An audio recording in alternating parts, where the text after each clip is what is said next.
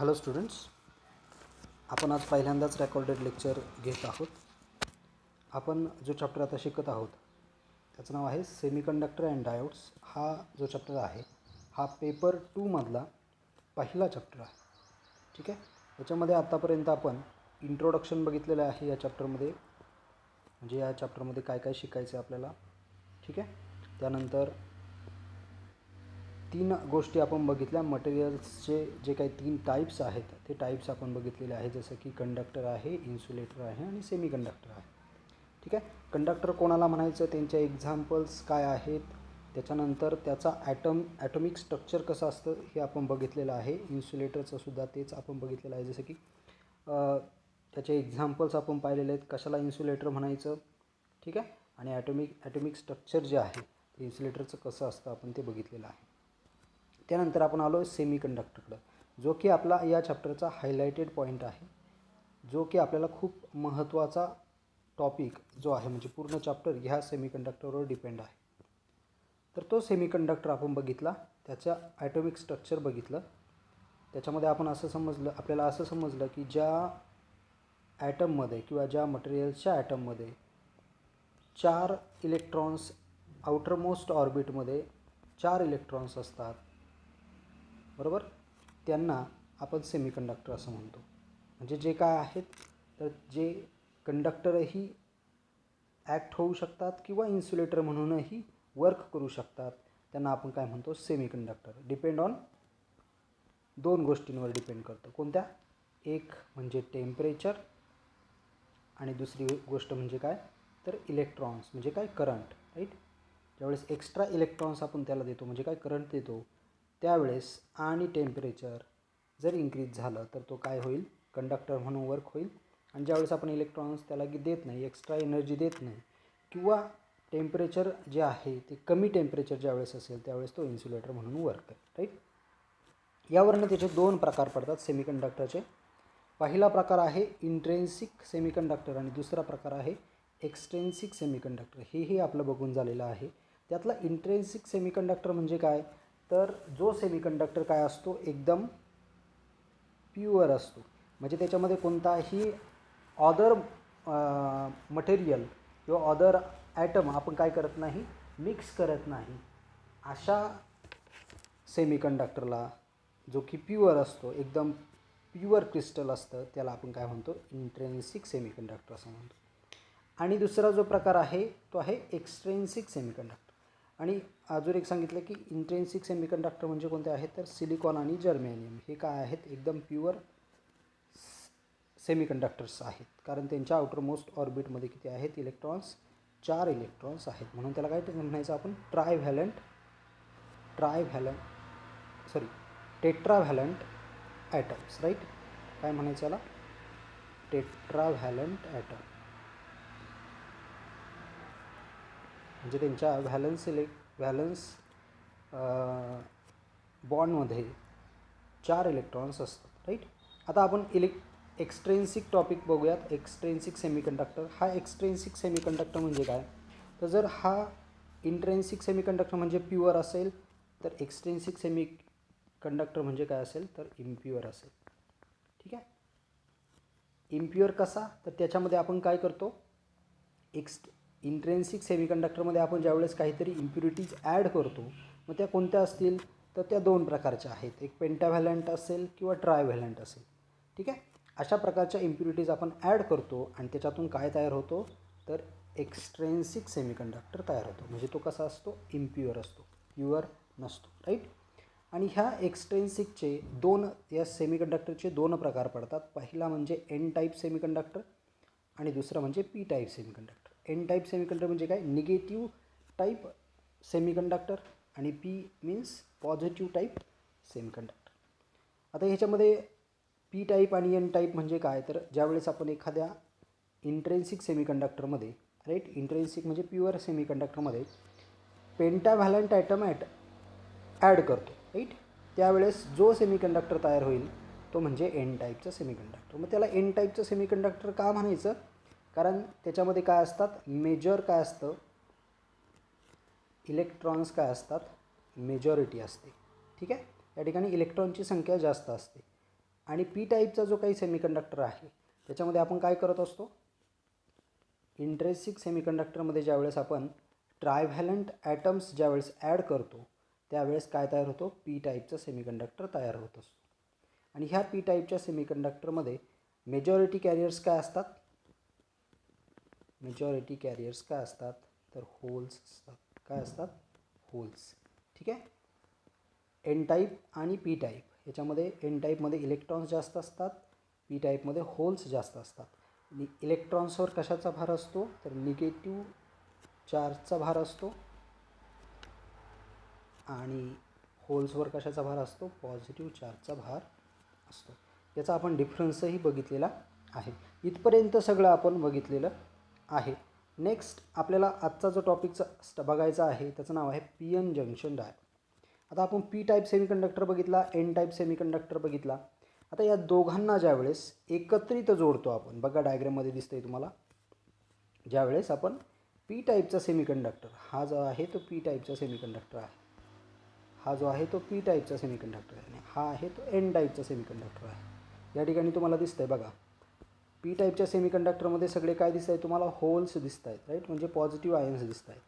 आणि एन टाईपच्या सेमीकंडक्टरमध्ये तुम्हाला पूर्णपणे इलेक्ट्रॉन्स दिसत आहेत. म्हणजे मेजॉरिटी कॅरियर्स काय आहे एनमध्ये तर इलेक्ट्रॉन्स आहेत आणि पीमध्ये काय आहेत मेजॉरिटी कॅरियर्स, मेजॉरिटी म्हणजे काय जास्त, ठीक आहे, ते काय आहेत होल्स आहेत. म्हणजे याचा अर्थ असा नाही की पी टाईपमध्ये संपूर्ण होल्सच असतील, त्याच्यामध्ये काही प्रमाणात काय असतील इलेक्ट्रॉन्सही असतील, पण त्यांची संख्या कशी असेल, खूप कमी असेल. म्हणजे त्याला आपण काय म्हणू, मायनॉरिटी कॅरियर्स. पीमध्ये मायनॉरिटी कॅरियर्स कोण आहेत, इलेक्ट्रॉन्स आहेत. ठीक, मेजॉरिटी कॅरियर्स कोण आहेत, होल्स आहेत. राईट. एनमध्ये काय आहे, सेम, मेजॉरिटी कॅरियर्स काय आहेत, इलेक्ट्रॉन्स आहे, म्हणजे काय निगेटिव्ह चार्ज काय आहेत, मेजॉरिटी आहेत, म्हणजे जास्त आहे. मात्र होल्सची संख्या जर बघितली आपण तर ती खूप कमी आहे, म्हणजे आपण मायनॉरिटी कॅरियर्स त्यांना म्हणू शकतो. ठीक आहे, मी या ठिकाणी लिहून घेतो बघा. पी टाईपमध्ये काय असतं, मेजॉरिटी कॅरियर्स, वेट करा,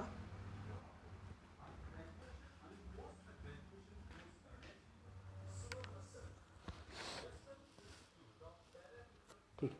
बघा पी टाईपमध्ये मेजॉरिटी जे कॅरियर्स आहेत, मेजॉरिटी कॅरियर्स कोण आहे मेजॉरिटी तर पीमध्ये होल्स आहेत मेजॉरिटी. ठीक आहे. आणि मायनॉरिटीज काय आहेत, अक्षर समजून घ्या, मायनॉरिटी काय आहेत, इलेक्ट्रॉन्स. ठीक आहे. आणि एनमध्ये काय आहे, याच्या अपोजिट आहे, मेजॉरिटी काय आहे, मेजॉरिटी कॅरियर्स काय आहेत तर इलेक्ट्रॉन्स आहेत आणि मायनॉरिटी कॅरियर्स काय आहेत तर होल्स आहेत. ठीक आहे. आता होल्स काय आणि इलेक्ट्रॉन्स काय, होल्स म्हणजे काय सांगितलं मी तर त्याच्यावर पॉझिटिव्ह आयन्स असतात किंवा पॉझिटिव्ह भार असतो होल्सवर. होल्स म्हणजे काय, पॉझिटिव्ह आयन्स, आणि इलेक्ट्रॉन्स म्हणजे काय तर निगेटिव्ह आयन्स. एवढं समजून घ्या. ठीक आहे. आता ज्यावेळेस करंट फ्लो होत असतो, करंट फ्लो होतो हा फक्त इलेक्ट्रॉन्स थ्रू होतो का, नाही, तर तो होल्स थ्रूसुद्धा होत असतो आणि इलेक्ट्रॉन्स थ्रूसुद्धा होत असतो. म्हणजे या ठिकाणी जे काही करंट फ्लो होण्याची जी काही प्रोसेस आहे त्यासाठी इलेक्ट्रॉन्स ॲज वेल ॲज होल्स या ठिकाणी महत्त्वाचे असतात. ठीक आहे. आता हा आहे पी एन जंक्शन डायोड. आपण आता आपल्या मुद्द्याकडे येऊयात. तर पी एन जंक्शन डायोड कसा तयार झाला तर पी टाईपचा सेमीकंडक्टर आणि एन टाईपचं सेमीकंडक्टर आपण काय केलेलं आहे, एकमेकांना जोडला तर काय तयार होतो, पी एन जंक्शन डायोड तयार होतो. ठीक आहे. तो अशा पद्धतीने दिसतो. त्याचा जर सिम्बॉल बघितला तर तो या पद्धतीचा आहे, सिम्बॉल विसरू नका. ठीक आहे. आपण इथून पुढे डायोड काढणार आहे तर तो डायोड कसा काढत असतो आपण तर या पद्धतीचा काढत असतो. हा आहे त्याचा सिम्बॉल. आपण कोणतीही गोष्ट आकृतीच्या साहाय्याने काढणार आहे, ठीक आहे, त्याला आपण सिम्बॉल म्हणतो. ठीक आहे. इथून पुढे आपण सर्किटमध्ये जर डायोड वापरला तर तो कसा असणार आहे, या पद्धतीचा असणार आहे. याला दोन टर्मिनल असतात, एक असतो ॲनॉड, एक असतो कॅथोड. ॲनॉड कॅथोड शब्द तुम्ही ऐकलेला आहे. ठीक आहे. ॲनॉड म्हणजे काय तर ज्या बाजूने आपण पॉझिटिव्ह सप्लाय देत असतो आणि कॅथोड म्हणजे काय, ज्या बाजूला आपण निगेटिव्ह सप्लाय देत असतो. इथे जर बघितलं डायग्राममध्ये तुम्ही तर पी टाईपचा जो सेमीकंडक्टर आहे तो काय म्हणून ॲक्ट होतो आहे, इथे ॲनॉड म्हणून, म्हणजे त्याला जे टर्मिनल जोडलेलं आहे ते काय आहे, ॲनॉड. ठीक आहे. आणि एन टाईपचा जो काही टर्मिनल आहे किंवा एन टाईपचा जो सेमीकंडक्टर आहे त्याला आपण काय जोडलेलं आहे, कॅथॉड टर्मिनल आपण जोडलेलं आहे. ठीक आहे. हे समजून घ्या. म्हणजे एन बाजूला काय असतो, कॅथॉड असतो, आणि पी बाजूला काय असतो, ॲनॉड असतो. ठीक आहे. आता नेक्स्ट जी प्रोसेस आहे किंवा नेक्स्ट जो पॉईंट आहे त्याचं नाव आहे पोटेन्शियल बॅरियर. ठीक आहे, किंवा बॅरियर व्होल्टेज.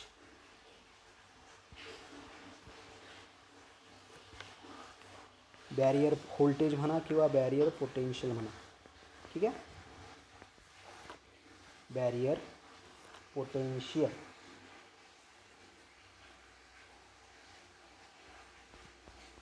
आता बॅरियर पोटेन्शियल म्हणजे काय बघा, ॲनॉड कॅथॉड तुम्हाला सगळ्यांना समजला की ॲनॉड काय आहे, कॅथॉड काय. ॲनॉडला आपण पॉझिटिव्ह जोडतो, कॅथॉडला आपण निगेटिव्ह जोडतो, राईट. त्याची पण पद्धत आहे जोडण्याच्या, त्याला आपण बायसिंग म्हणतो. तर बायसिंग प्रोसेस आपण नंतर बघणार आहे. आता आज आपल्याला फक्त पी एन जंक्शन डायोड समजून घ्यायचा. ठीक आहे. मग हा डायोड जो आहे तो कसा वर्क होतो, तर डायोड ॲज अ स्विच म्हणून आपण या ठिकाणी वापरू शकतो बघा. किंवा डायोडचे दोन ॲप्लिकेशन्स आहेत. सगळ्यात अगोदर ते समजून घ्या, डायोड काय आहे आणि कशासाठी वापरतात. तर डायोड हा स्विच म्हणून सुद्धा वापरू शकतो किंवा रेक्टिफायर म्हणून सुद्धा वापरू शकतो. ठीक आहे. आता स्विच आणि रेक्टिफायर म्हणजे काय, तर स्विच सगळ्यांना माहिती आहे. स्विच म्हणजे काय, ऑन ऑफ, राईट. आणि रेक्टिफायर काय, तर ए सीचं रूपांतर डी सीमध्ये करण्यासाठी आपण काय करतो, तर रेक्टिफायरचा वापर करतो. ह्या रेक्टिफायरमध्ये जो मेन कंपोनंट असतो त्याला काय म्हणायचं, पी एन जंक्शन डायोड असं म्हणायचं. ठीक आहे. आता नीट समजून घ्या बघा. त्याच्या अगोदर आपल्याला बॅरियर पोटेन्शियल ही गोष्ट जी आहे ती समजून घेणं गरजेचं आहे. आता बॅरियर पोटेन्शियल जे आहे त्याच्यासाठी आपल्याला एक डायग्राम ड्रॉ करावी लागेल.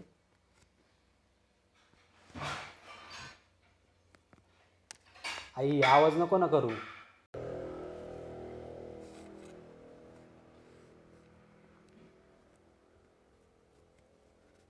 बघा, हा आपला पी टाईपचा सेमीकंडक्टर आहे, इकडच्या बाजूचा आहे तो एन टाईपचा सेमीकंडक्टर आहे.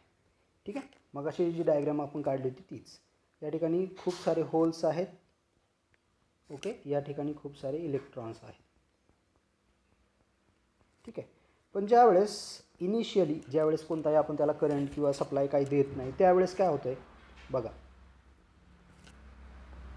हा जो काही मध्ये जो जंक्शन आहे, ठीक आहे, जंक्शन म्हणजे काय की ज्या ठिकाणी आपण पी टाईप आणि एन टाईप जोडलेला आहे, मध्ये काय आहे, जॉईंट आहे. ठीक आहे. इथे आहे आपला जंक्शन, त्याला आपण काय म्हणूयात, जंक्शन म्हणूयात. ठीक आहे.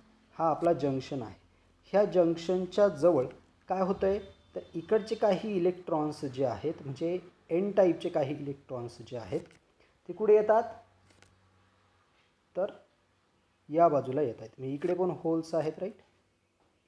आणि इकडे जे काही इलेक्ट्रॉन्स आहेत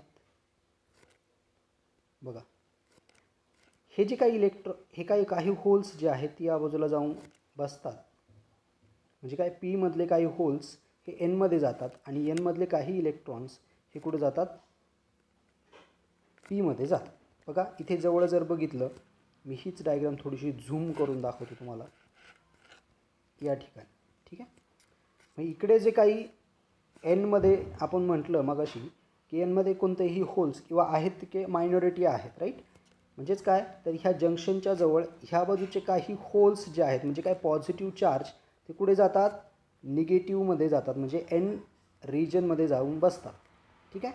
आणि ह्या बाजूचे काही इलेक्ट्रॉन्स कुठे जाऊन बसतात, तर पी टाईपच्या सेमीकंडक्टरमध्ये जाऊन बसतात, म्हणजे होल्समध्ये जाऊन बसतात. कारण का, सिम्पली आपल्याला माहिती आहे की बाबा पॉझिटिव्ह जे आहे ते कुणाकडे अट्रॅक्ट होत असतं, निगेटिव्हकडे, आणि निगेटिव्ह कुणाकडे अट्रॅक्ट होत असतं, पॉझिटिव्हकडे. त्यामुळे ज्यावेळेस कोणताही सप्लाय दिलेला नसतो त्यावेळेस काय होतं आहे की ह्या जंक्शनच्या जवळ, अगदी खूप लांब नाही, जंक्शनच्या जवळ काय होतं आहे, पीमधले काही होल्स जे आहेत ते एन रिजनमध्ये जातात आणि एनमधले काही इलेक्ट्रॉन्स जे आहेत ते कुठे जातात, पी सेमीकंडक्टरमध्ये जातात. ते कुठे, जंक्शनच्या जवळ. आणि त्या ठिकाणी एक रिजन तयार होतो. ठीक आहे, त्या ठिकाणी एक रिजन तयार होतो जो काय करतो, तुमचा जो काही रस्ता आहे किंवा जो काही इलेक्ट्रॉन्स फ्लो होण्याचा मार्ग जो आहे तो काय होतो, ब्लॉक करून टाकतो. हा जो काही रिजन आहे बघा, एवढा जो काही रिजन आहे, मी वेगळ्या पेनने दाखवतो. हा जो काही रिजन तयार झालेला आहे या ठिकाणी, हा इतका, इथपासून इथपर्यंत हा रिजन जो आहे, हा रिजन म्हणजेच काय तर डिप्लिशन रिजन. कोणता, डिप्लिशन रिजन.